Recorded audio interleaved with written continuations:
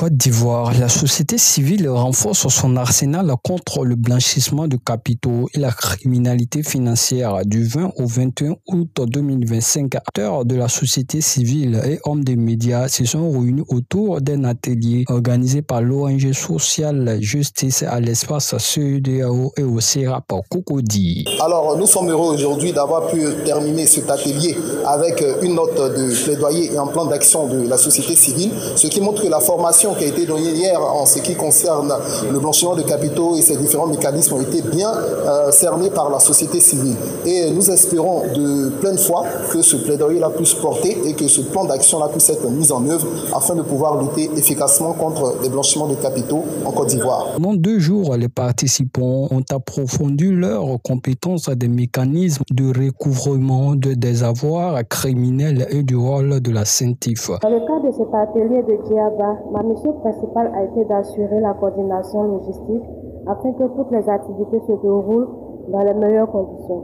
Concrètement, j'ai participé à la perfection des salles, à la gestion de l'accueil et de l'orientation des participants ainsi qu'au suivi de la restauration, du transport et des équipements.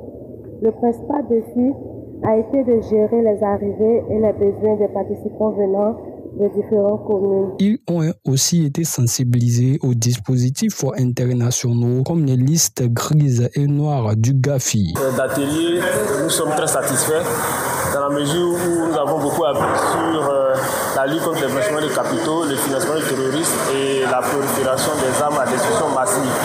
Il faut dire que cet atelier nous a permis, notamment avec des interventions de qualité de l'agent de recouvrement et des avoirs criminels, de comprendre un peu le rôle de l'AGRAC, les mécanismes de gestion et de recouvrement des avoirs criminels.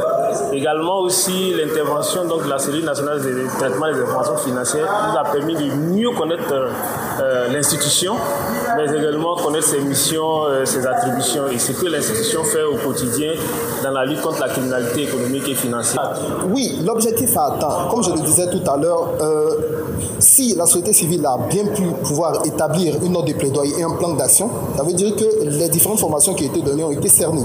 On connaît déjà les mécanismes, parce que sans connaître ces mécanismes, on ne peut établir un plan d'action, on ne peut faire un plaidoyer. Et je vois que l'objectif a atteint, parce que nous avons eu vraiment un gros package après cet atelier. En clôture, Social Justice a rappelé l'essentiel. La société civile répare avec un plaidoyer et un plan d'action solide.